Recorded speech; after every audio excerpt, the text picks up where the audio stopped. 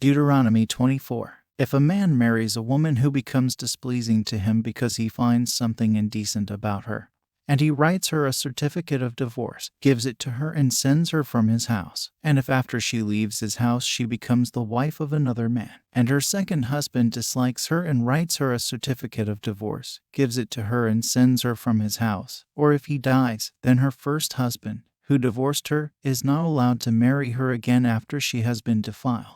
That would be detestable in the eyes of the Lord. Do not bring sin upon the land the Lord your God is giving you as an inheritance. If a man has recently married, he must not be sent to war or have any other duty laid on him.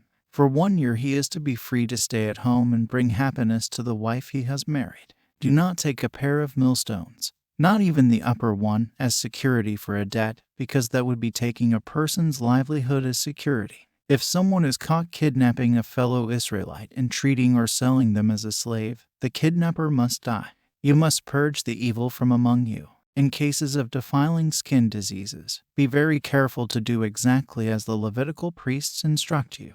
You must follow carefully what I have commanded them. Remember what the Lord your God did to Miriam along the way after you came out of Egypt. When you make a loan of any kind to your neighbor, do not go into their house to get what is offered to you as a pledge. Stay outside and let the neighbor to whom you are making the loan bring the pledge out to you. If the neighbor is poor, do not go to sleep with their pledge in your possession. Return their cloak by sunset so that your neighbor may sleep in it.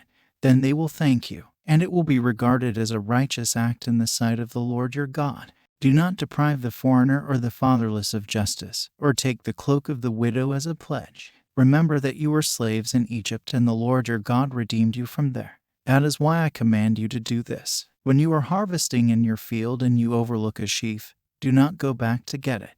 Leave it for the foreigner, the fatherless, and the widow, so that the Lord your God may bless you in all the work of your hands. When you beat the olives from your trees, do not go over the branches a second time.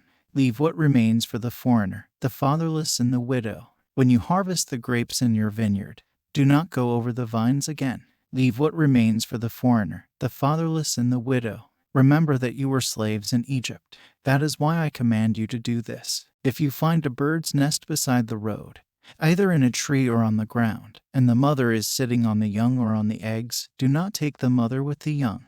You may take the young, but be sure to let the mother go, so that it may go well with you and you may have a long life. When you build a new house, make a parapet around your roof so that you may not bring the guilt of bloodshed on your house if someone falls from the roof. Do not plant 2 kinds of seed in your vineyard. If you do, not only the crops you plant but also the fruit of the vineyard will be defiled. Do not plow with an ox and a donkey yoked together. Do not wear clothes of wool and linen woven together. Make tassels on the 4 corners of the cloak you wear.